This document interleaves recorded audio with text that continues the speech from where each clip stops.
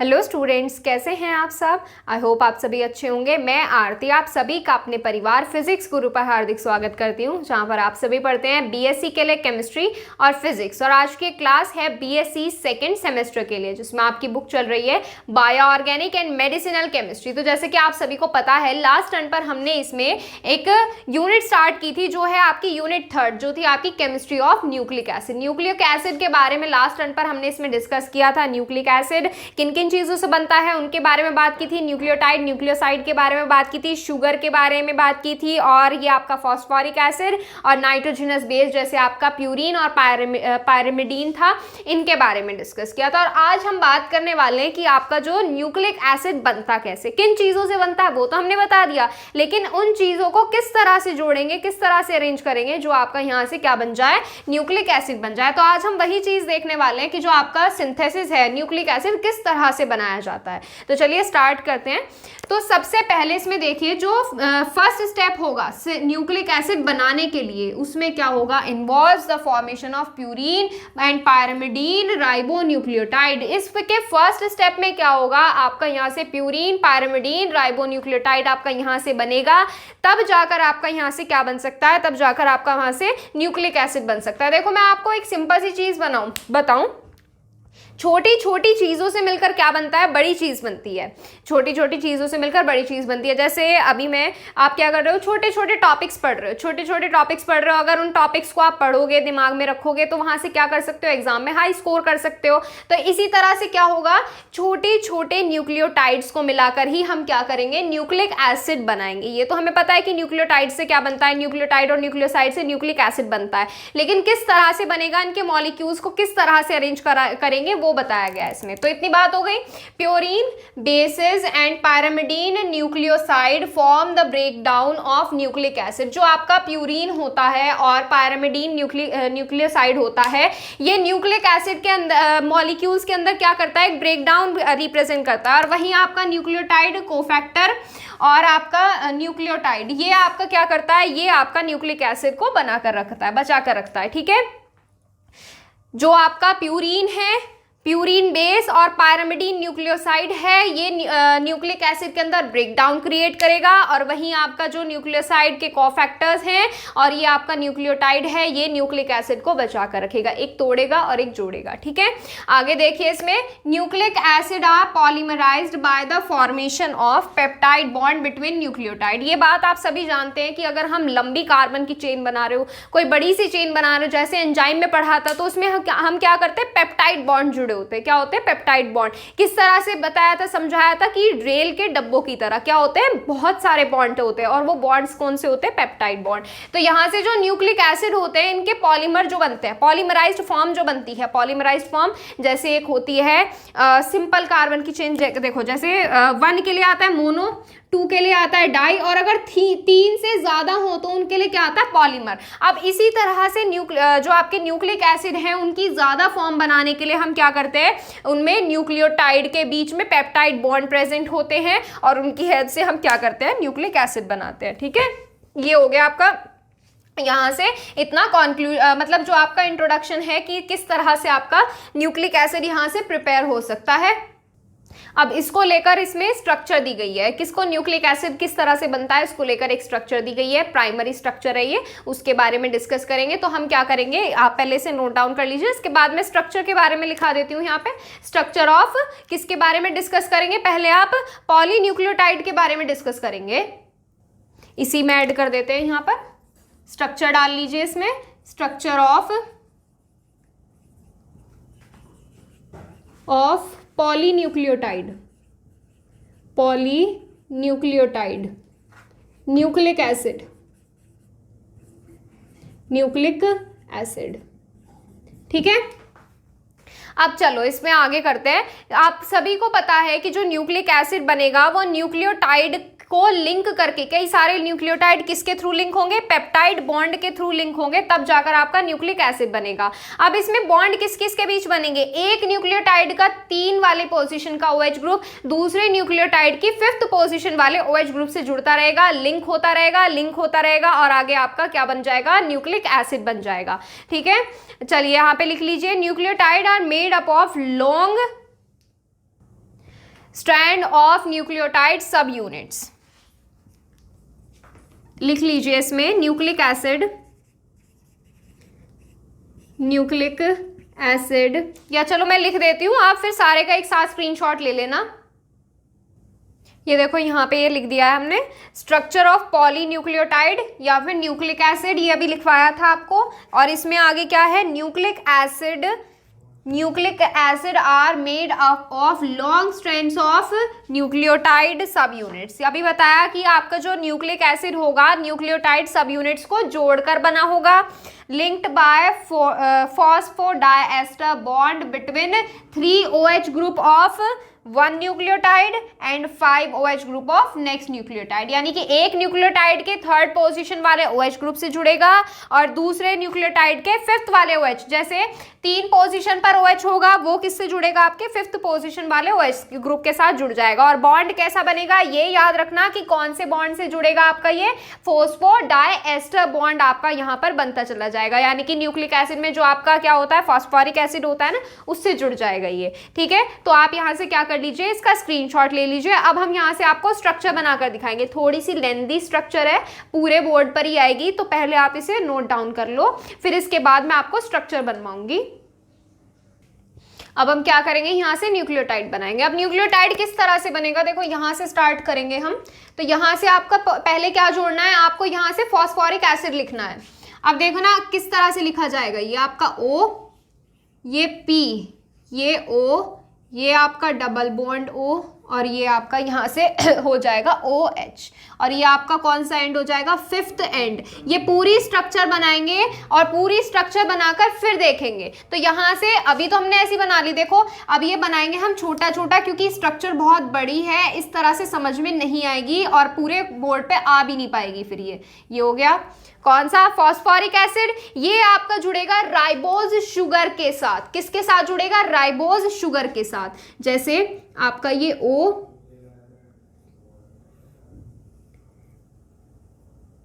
यहां पर ये बन गया आपका इस तरह से, और यहां पर क्या रखे जाएंगे, आपके HOH रखे जाते हैं, राइबोज शुगर है ना, तो यहां पर आपके क्या रखे जाएंगे, H रखे जाएंगे। यहां पर भी आपके क्या रखे जाएंगे, HOH, यहाँ पर भी बॉन्ड बनेगा आपका, और इस तरह से यहाँ पर भी HOH, और यहाँ पर आपका क्या प्रेजेंट होता है, एक CH2H ग्रुप जुड़ा होता है ना, तो ये आपका यहाँ से आ गया, इसके साथ जुड़ा हुआ CH2 ग्रुप, और ये इसके साथ जुड़ा हुआ आपका ये H, और ये आपका बॉन्ड बनाएगा इसके साथ। और यहाँ पे ये वाला जो H है ये बॉन्ड बनाएगा आपका, यहाँ पर आपको बनाना है एडेनिन। क्या बनाना है, एडेनिन। मैं ये भी रफ कर रही हूं, बनेगा नहीं वरना ये इस तरह से। ठीक है, एडेनिन की स्ट्रक्चर बनाओ, किस तरह से बनती है। यहां आपका N है एडेनिन का, एक N आपका यहां पर होगा इस तरह से,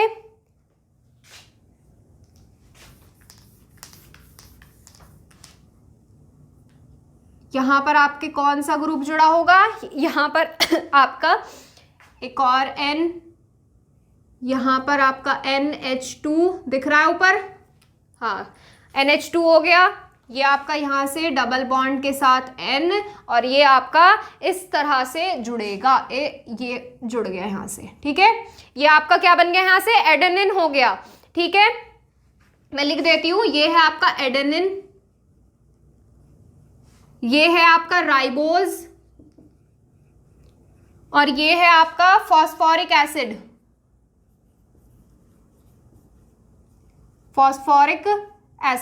ठीक है, ये हो गया 5th एंड। अब ये वाला जो आपका ये है, यहां से ये वाला OH है, इस OH को आप क्या करेंगे, खोल लेंगे। क्या कर लेंगे, खोल लेंगे। ये हो गया यहां से ये वाला O। अब ये आपका किस तरह से जुड़ेगा, जैसे आपका फॉस्फोरिक एसिड का ये है ना, ये वाला ऑक्सीजन हम ये मान लेंगे और फॉस्फोरिक एसिड यहां पर रख देंगे। ये हो गया O, ये डबल बॉन्ड O, और ये हो गया आपका यहां से ये वाला OH, यहां पर भी OH है, यहां पर भी OH है। ठीक है, अब इसके बाद आप क्या बनाओगे, इसके बाद जैसे आपका ये बना है राइबोज, इसी तरह से आपका राइबोज बनेगा आगे। बनाओ। कैसे बनेगा? वही आपका CH2 बॉन्ड बनाएगा। ये आ गया आपका यहाँ से CH2, जैसे ये था, यहाँ पर आपका ऑक्सीजन, ये हो गया, ये हो गया, यहाँ से आपके HOH हैं, ठीक है, यहाँ पर आपका H है, ये आपका H है, ये आपका ऑक्सीजन है, ये वाला। और इसके साथ अब कौन जुड़ेगा? यहाँ पर एडेनिन था, अब यहाँ पर आपका जुड़ेगा साइटोसिन। कौन जुड़ेगा? साइटोसिन। जोड़िए यहाँ से साइटोसिन। किस तरह से जुड़ेगा? साइटोसिन में क्या होता है? यहाँ पर आपका N जुड़ा होता है और फिर साइटोसिन की पूरी स्ट्रक्चर, एक सिंगल स्ट्रक्चर होती है इसकी।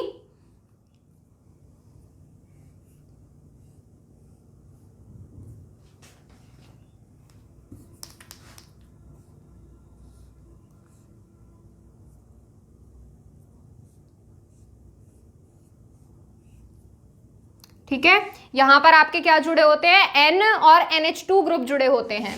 यहां पर आपका N ग्रुप और यहां पर आपका NH2 group. NH2 group bond present होते हैं आपके कहाँ? अल्टरनेट पोजीशन पर आपके साइटोसिन में बॉन्ड प्रेजेंट होते हैं। ये किसकी स्ट्रक्चर है? साइटोसिन की। किसकी स्ट्रक्चर है? साइटोसिन। ठीक, ये हो गया। अब ये वाला ऑक्सीजन है, ये किसके साथ बॉन्ड बनाएगा? एक और के साथ बॉन्ड बनाएगा। बनाइए यहां से, ऐसे जैसे फास्फोरिक एसिड है ना, इसी तरह से बॉन्ड बनाएंगे। इसी तरह से आपका राइबोज जुड़ेगा और राइबोज के पास जैसे पहले एडेनिन जुड़ा है, एडेनिन, इधर साइटोसिन, और इस बार कौन जुड़ जाएगा? इस बार आपका यहां से जुड़ जाएगा ग्वेनिन। ठीक है, ये हो गया P, ये O, यहां से OH, यहां पर डबल बॉन्ड O, इसके साथ कौन जुड़ेगा? CH2 जुड़ेगा। इस तरह से इस तरह से लिख लो या फिर इस तरह से लिख लो, एक ही बात हो जाएगी। यहां से ये हो जाएगा H। पहले देख लेना स्ट्रक्चर, कभी साथ के साथ बनाओ। अगर देखोगे नहीं पहले तो फिर कहीं मिस्टेक करोगे। इसके साथ यही आपका ये जुड़ जाएगा। कौन जुड़ेगा? ये राइबोज।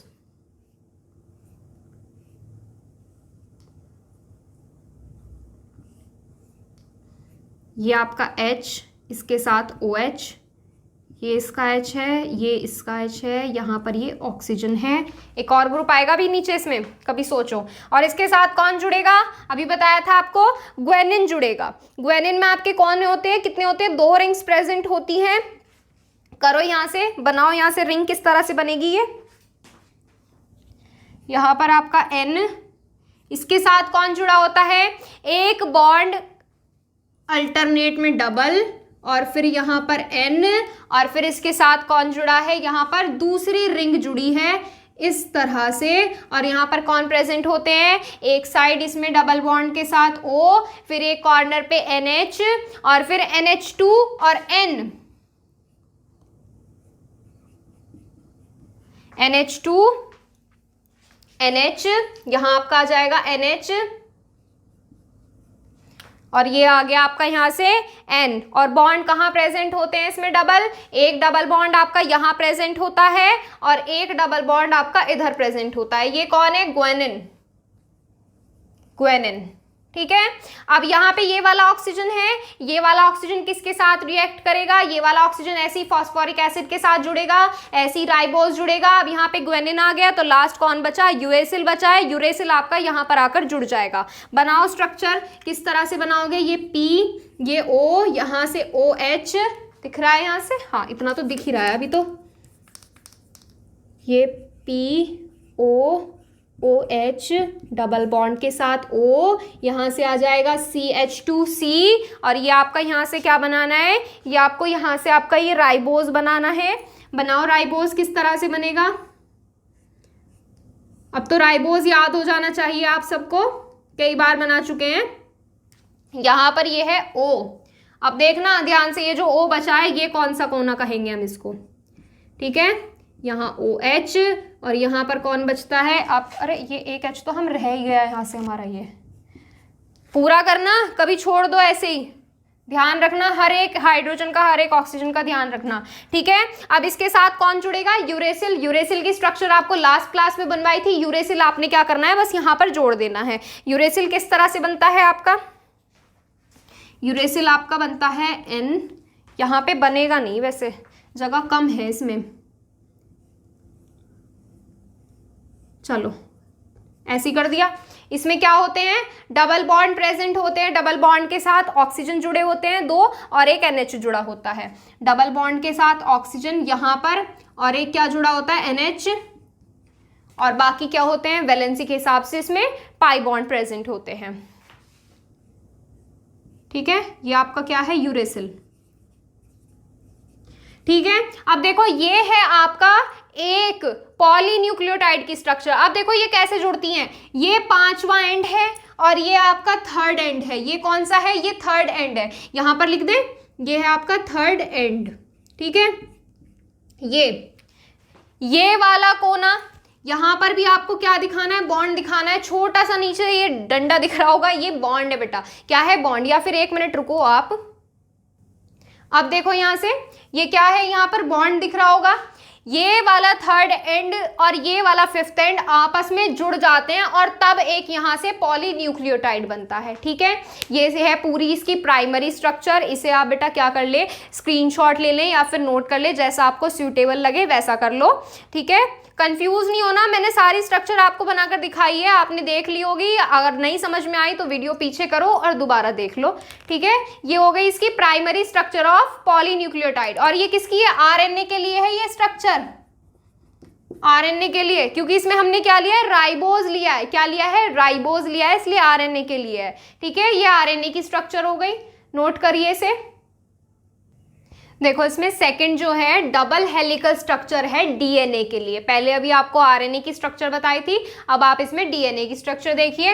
देखो अब इसमें double helical structure of DNA, ये स्ट्रक्चर दी गई थी आपकी वाटसन एंड क्रिक के थ्रू, तो इसे वाटसन एंड क्रिक मॉडल भी बोला जाता है। अब इस स्ट्रक्चर में क्या है, DNA consist of 2 strands of polynucleotide coiled around each other in form of double helix. इस तरह से क्या है, 2 स्ट्रैंड लिए जाते हैं इसमें, स्ट्रैंड लिए जाते हैं इसमें, और जो एक दूसरे से कुछ इस तरह से लिपटे होते हैं।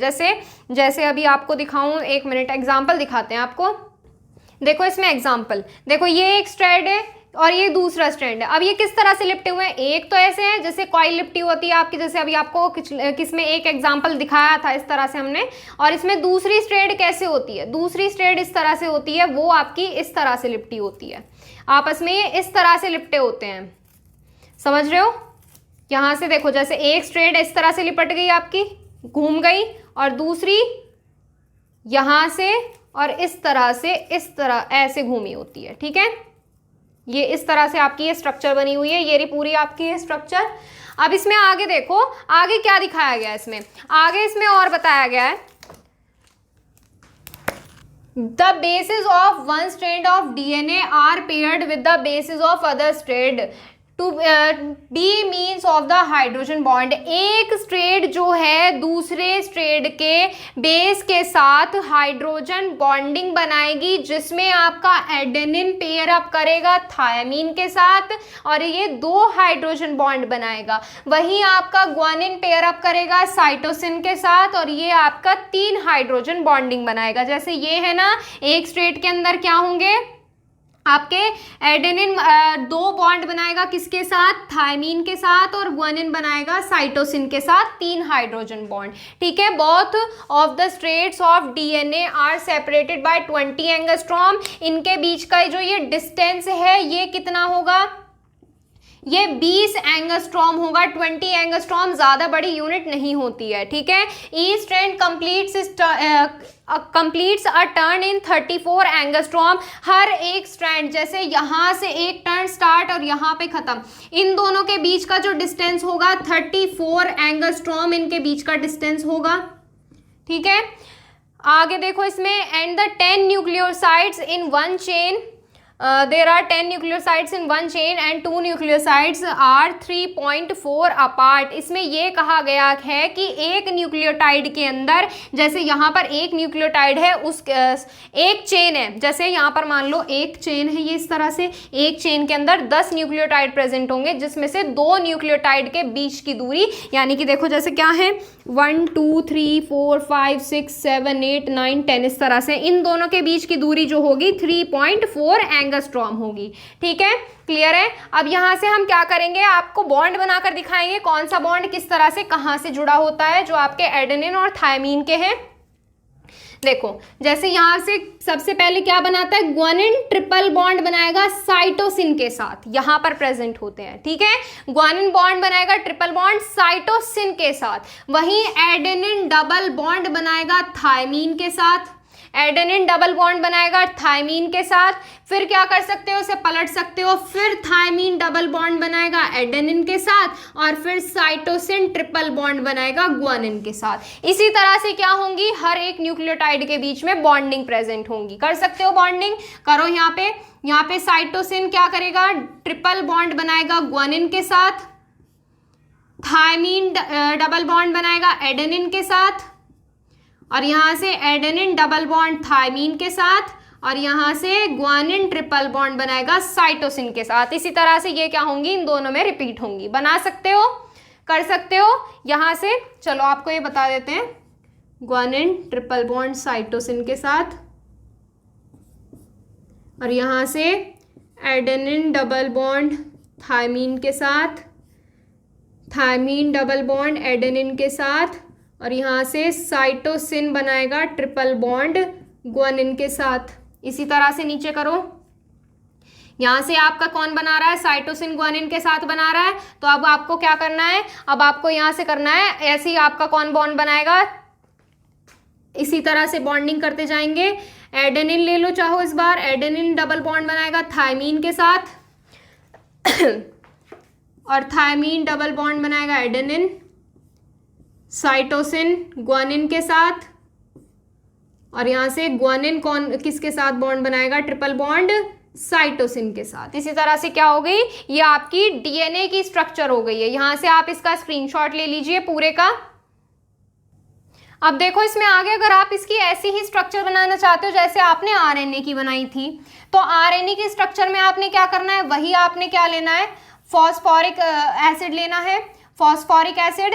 और इसमें क्या लोगे, डीएनए की बना रहे हो तो क्या लोगे, क्या लोगे, डीऑक्सीराइबोज लोगे। क्या लोगे, डीऑक्सीराइबोज। और उसमें पहले एडेनिन, क्या लोगे, पहले एडेनिन। जैसे इसमें हमने क्या लिए थे, अलग अलग कंपाउंड लिए थे ना, तो उसमें पहले लोगे एडेनिन, फिर साइटोसिन लेना, फिर ग्वानिन लेना, और फिर क्या लोगे, एडेनिन के साथ थायमीन। जिसमें आपका जैसे आपने उसमें बनाई थी ना, उसमें आपने क्या लिए थे, एग्जाम्पल में अगर आपको बताऊं, एग्जाम्पल नहीं पूरी स्ट्रक्चर बनवाई है, एडेनिन, साइटोसिन, ग्वानिन और यूरेसिल लिया था। अब इसमें क्या कर दोगे, यूरेसिल की जगह लास्ट में थायमीन कर दोगे। ठीक है, बना सकते हो। अब मैं आपको क्या दिखाती हूँ, बॉन्डिंग दिखाती हूँ कि आपस में बॉन्ड किस तरह से करते हैं। ठीक है, देखो अब आगे देखो, अब इसमें आगे बॉन्डिंग दिखाई है। ये है एडेनिन और ये थायमिन, ये है ग्वानिन और ये साइटोसिन, इस तरह से होते हैं आपके।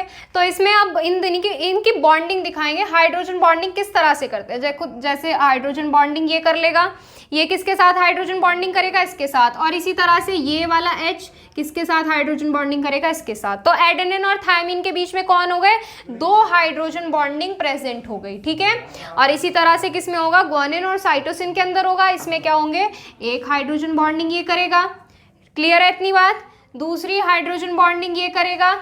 हाइड्रोजन बॉन्डिंग करनी चाहिए, हाइड्रोजन बस बॉन्ड बनाना चाहिए, चाहे N से बनाए चाहे O से बनाए, बस बॉन्ड बनाना है हमें तो यहाँ पे। और फिर नेक्स्ट कौन होगा, नेक्स्ट आपका हाइड्रोजन बॉन्डिंग करेगा इसके साथ। तो ग्वानिन और साइटोसिन के बीच में क्या आ जाएगा, यहाँ पर डबल बॉन्ड और यहाँ पर ट्रिपल बॉन्ड, 1 2 3। तो कितने बॉन्ड है, 3 हाइड्रोजन बॉन्डिंग यहाँ पर प्रेजेंट है। ठीक है, तो यहाँ से आपकी DNA और RNA की स्ट्रक्चर भी आपको समझ में आ गई है। यहाँ से स्ट्रक्चर बन भी गई है दोनों की, DNA और RNA का, यानी कि सिंथेसिस ऑफ न्यूक्लिक एसिड हो गया है कंप्लीट। अब इसके बाद है types of RNA. Types of RNA के बारे में भी बात करेंगे अभी, पहले आप इसे नोट कर लीजिए।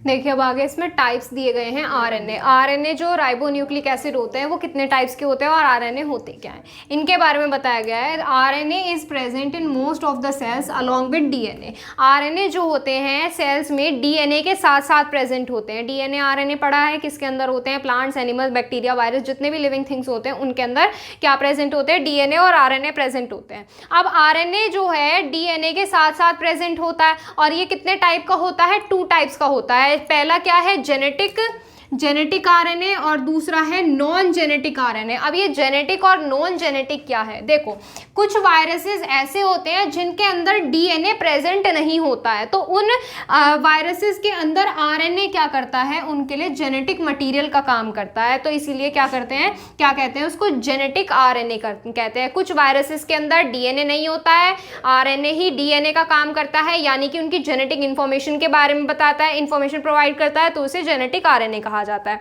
वहीं दूसरी तरफ कुछ प्लांट्स, एनिमल्स और बैक्टीरियाज में क्या होते हैं? डीएनए जेनेटिक इंफॉर्मेशन देते हैं, पर various genetically controlled function are performed by non genetic RNA. कुछ ऐसे फंक्शंस हैं, कुछ ऐसे फंक्शन हैं जैसे आपके जेनेटिक कंट्रोल हैं जो आपके नॉन जेनेटिक आरएनए के थ्रू किए जाते हैं। जेनेटिक तो समझ में आ गया, जो जेनेटिक इंफॉर्मेशन देता हो वो जेनेटिक। अब ये नॉन जेनेटिक आरएनए क्या है? डीएनए जेनेटिक इंफॉर्मेशन देता है, ये सभी को पता है।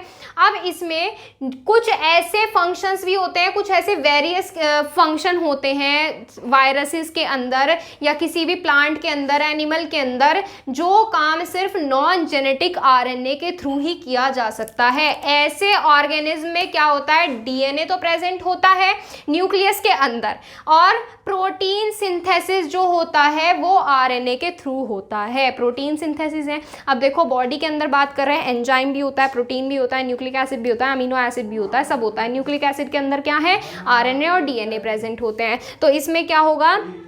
जो आपका प्रोटीन सिंथेसिस होगा वो सिर्फ आरएनए के थ्रू ही हो सकता है, इसमें डीएनए के थ्रू प्रोटीन का सिंथेसिस नहीं हो सकता। ठीक है, तो इस फंक्शन के बेसिस पर इन नॉन जेनेटिक आरएनए को हमने 3 पार्ट में बांटा है। फर्स्ट पार्ट है इसका एमआरएनए, सेकंड पार्ट है इसका टीआरएनए और थर्ड पार्ट है इसका आरआरएनए। अब ये एमआरएनए क्या है? एम का मतलब होता है मैसेंजर। मैसेंजर आप जानते हो क्या होता है? जो मैसेज भेजता हो। तो इसमें क्या है? It transmit the genetic information. ये कौन सी इंफॉर्मेशन भेजता है? ये जेनेटिक इंफॉर्मेशन भेजता है। किसको लेकर किसको भेजता है? कहाँ से लेकर कहाँ भेजता है? तो इसमें जो एमआरएनए होता है ये डीएनए से जेनेटिक इंफॉर्मेशन उठाता है और राइबोसोम्स को भेजता है। जैसे यहाँ बताया ना कि क्या होगा कि कुछ वेरियस जेनेटिक कंट्रोल जो होता है वो नॉन जेनेटिक फंक्शन के थ्रू ही किया जाता है, भले ही डीएनए जेनेटिक इंफॉर्मेशन देता हो। और ये जो आपका एमआरएनए होता है ये 5 से 10% आरएनए खुद कंटेन कर लेता है, यानी कि 5 से 10% जो आरएनए होता है, आरएनए के अंदर 5 से 10% एमआरएनए प्रेजेंट होता है। ठीक है, अभी आप क्या कर लीजिए, आप इसका स्क्रीनशॉट ले लीजिए, फिर इसका सेकेंड और थर्ड पार्ट भी बताएंगे आपको। अभी देखिए, इनके सेकंड पार्ट जो है, सेकंड पार्ट है टीआरएनए। टी का मतलब है यहाँ पे ट्रांसफर। अब ये ट्रांसफर क्या करता है? देखिए, अब यहाँ पे ये एक अडेप्टर मॉलिक्यूल है। टीआरएनए जो होता है एक अडेप्टर मॉलिक्यूल है, ये आपका आरएनए से मिलकर ही बना होता है। Typically 76 to 90% nucleotide in length, जिसमें 70 से 90 न्यूक्लियोटाइड एक साथ जुड़े होते हैं। ध्यान से सुनना, कितने? 70 से 90 न्यूक्लियोटाइड एक साथ जुड़े होते हैं। The serve as the physical link between the mRNA and amino acid। और ये ट्रांसफर जो आरएनए है, टीआरएनए जो है, ये लिंक बांटता है, लिंक शेयर करता है। किसके बीच में? ये एक बॉन्ड का काम करता है। किस किस के बीच में? एमआरएनए और अमीनो एसिड के बीच में एक लिंक का काम करता है। ठीक है, अब आरएनए की बात करें, आर है राइबोसोमल आरएनए। ये एक टाइप का, ये जो आरएनए है ये नॉन कोडिंग आरएनए होता है। नॉन कोडिंग आरएनए होता है जो एक प्राइमरी कंपोनेंट होता है राइबोसोम्स का, और ये हर एक सेल के अंदर एसेंशियल होता है। जो हमारी बॉडी सेल्स होती हैं, बॉडी सेल्स के अंदर आरएनए प्रेजेंट होना बहुत ज़रूरी है। जो आपका ये जो मेन कंपोनेंट है राइबोसोम्स का मेन कंपोनेंट है, जब इसका नाम ही राइबोसोमल आरएनए, तो राइबोसोम्स के लिए क्या होगा? ये एसेंशियल भी होगा। आगे देखिए, अब ये इसका काम क्या है? इसका काम ये है, ये प्रोटीन सिंथेसिस करता है राइबोसोम्स के अंदर, carries out the protein synthesis को चलाता है, आगे कैरीज करता है in ribosome and form 80% of total RNA. और 80% आरएनए जो होता है वो किससे बनता है? आरएनए से बनता है। क्लियर है? ये हो गया यहाँ पे इसके आपके टाइप्स। जो आपका सिंथेसिस ऑफ न्यूक्लियोसाइड्स है, न्यूक्लिक एसिड है, वो कंप्लीट हो गया, जिसमें आपने डीएनए आरएनए की स्ट्रक्चर पढ़ी, आरएनए के टाइप्स के बारे में भी आप पढ़ चुके हैं। अब बाकी जो चीजें हैं इस यूनिट के अंदर, यूनिट यूनिट 3 के अंदर, वो हम करेंगे नेक्स्ट टर्न पर। और अगर आपको इसमें कोई भी क्वेश्चन है तो आप कमेंट कर सकते हो, और अदरवाइज वीडियो से रिलेटेड, क्लास से रिलेटेड कोई भी आपके जो भी डाउट हैं वो आप पूछ सकते हो इंस्टाग्राम पर। इंस्टाग्राम आईडी है physics_guru_India। इस पर मैसेज करिए, आपके जो भी क्वेश्चंस हैं वो आपके आंसर वहाँ से आपको मिल जाएंगे, ठीक है। और टेलीग्राम चैनल ज्वाइन करने के लिए प्ले स्टोर से टेलीग्राम इंस्टॉल करिए, सर्च करिए फिजिक्स गुरु इंडिया, आपको चैनल मिल जाएगा, वहाँ से आप ज्वाइन हो सकते हैं। बाकी की चीज़ें करेंगे हम हमारे नेक्स्ट टर्न पर। आज करेंगे बस इतना ही, वरना ये लेक्चर बहुत ज़्यादा लेंथी हो जाएगा, ठीक है। मिलते हैं आपसे नेक्स्ट टर्न पर बाकी के पॉइंट्स के साथ। आज के लिए बस इतना ही। Thank you so much.